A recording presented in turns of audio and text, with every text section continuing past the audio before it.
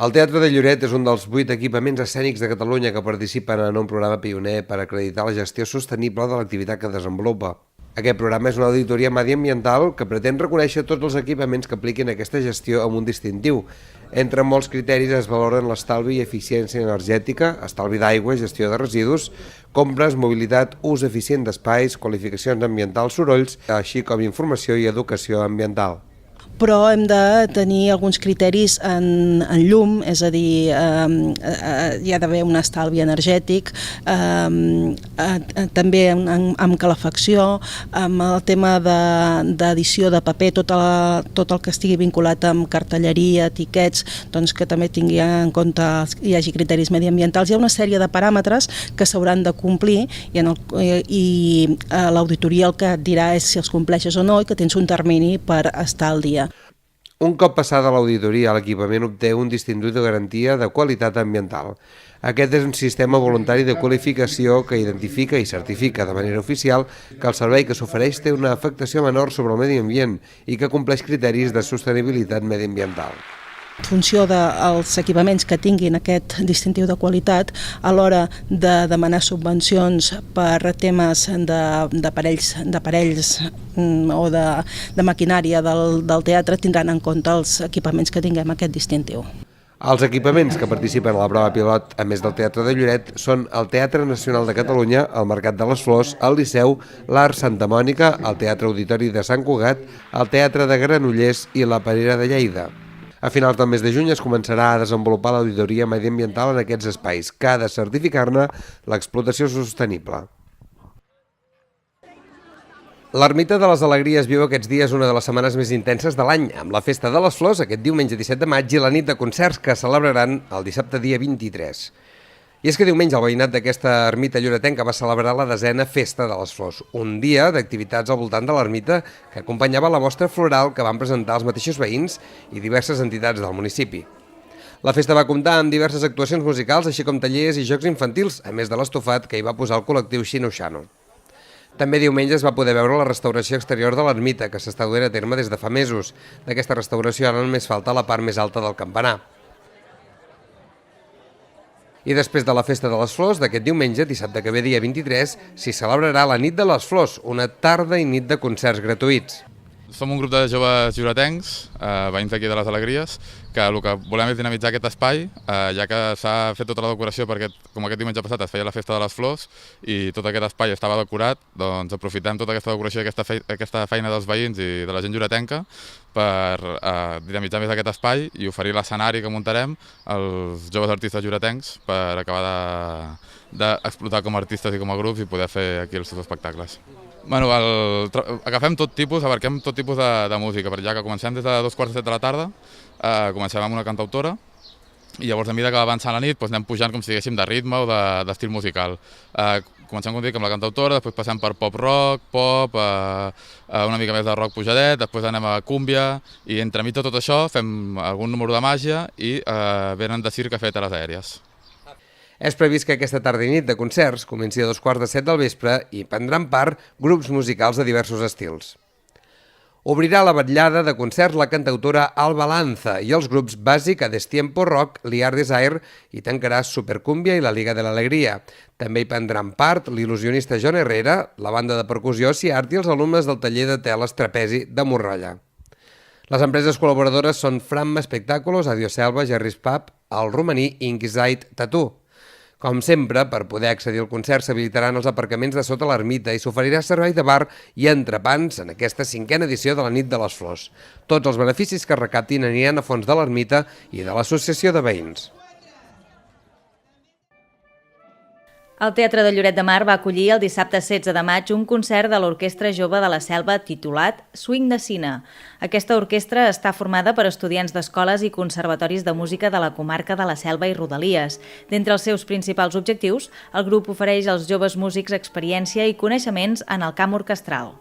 Permet que els pobles petits de la comarca, en aquest cas de la Selva, que no poden per si sols fer una orquestra o tocar en grup, doncs puguin ajuntar-se, doncs allò que hem de sumar esforços que permet fer coses millors, en aquest cas permet doncs, poder tocar i fer una orquestra singular i coses que no podien fer a cada poble.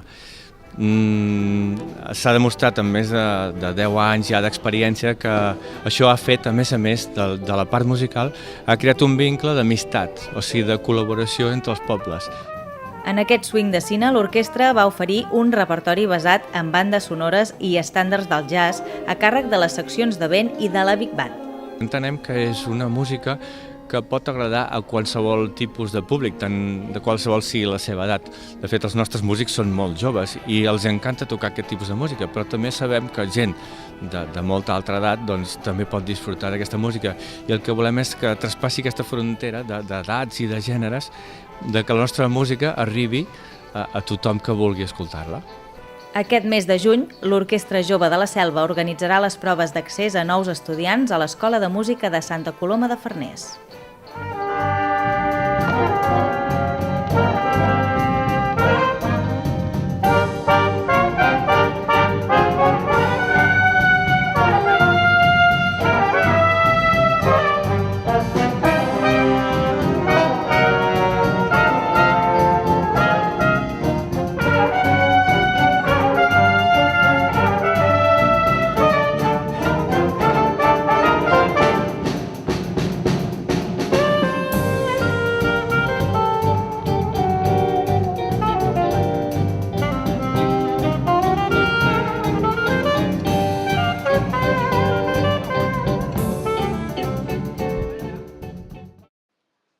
La Biblioteca de Lloret de Mar ens ofereix diverses activitats a fer aquest mes de maig.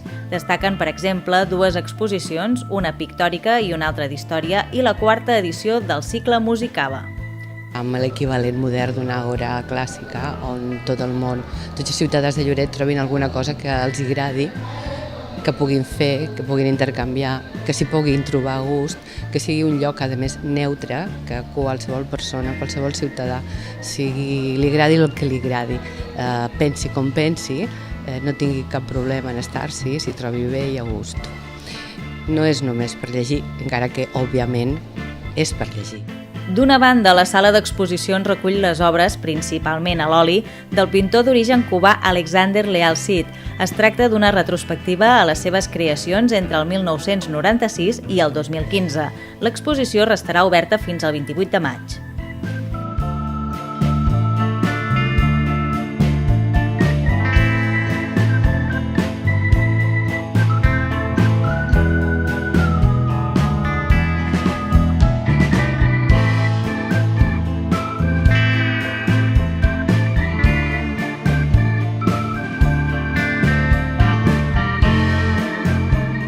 De l'altra, i fins al 30 de maig, també es pot veure en diferents plafons explicatius el vescomtat de Cabrera, història i llegat d'una gran senyoria feudal.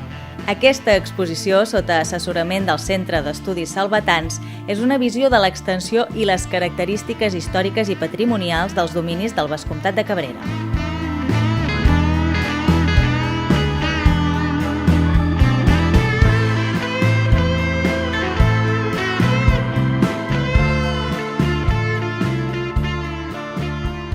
La música també forma part de les activitats del mes de maig a la biblioteca. El cicle Musicava ofereix tots els dissabtes a partir de les 12 del migdia una sèrie de concerts gratuïts.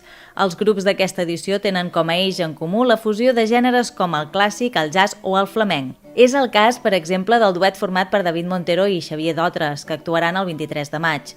Per la seva banda, Marcello Mercadante i Anna Rossi presentaran la seva visió particular del tango el dia 30.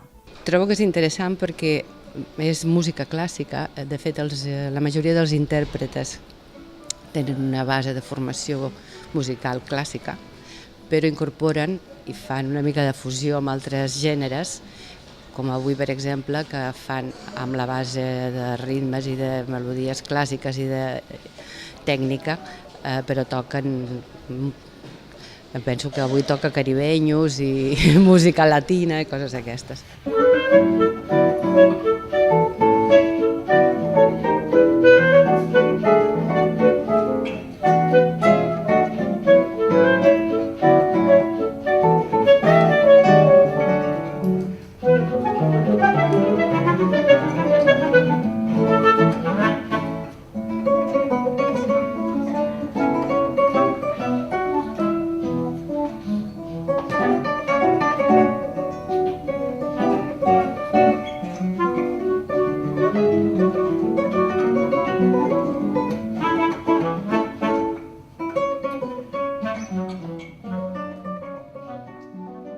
Tots els concerts d'aquest quart Músic Cava finalitzen amb un refrigeri i una copa de cava per a tots els assistents a la terrassa de la biblioteca.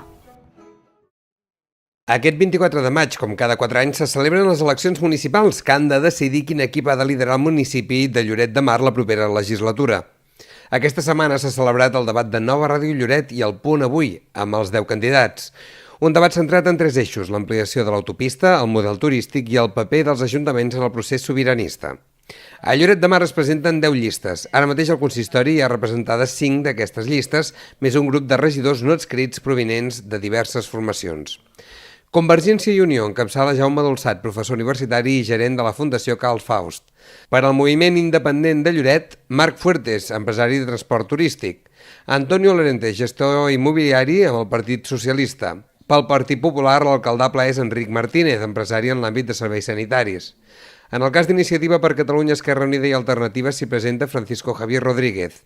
Jordi Orobitg, llicenciat en Dret, torna a liderar la llista d'Esquerra Avancem.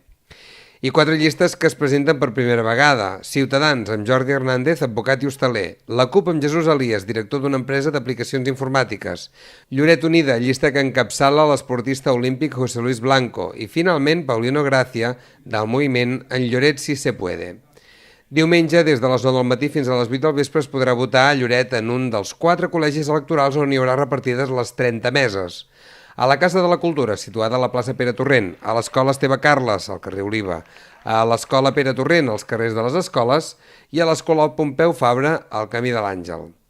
Dels gairebé 39.000 habitants de Lloret tenen dret a vot 20.530. Aquests són els habitants censats amb nacionalitat espanyola, de qualsevol país de la Unió Europea, o bé amb nacionalitat en països amb acord de reciprocitat i sempre majors d'edat.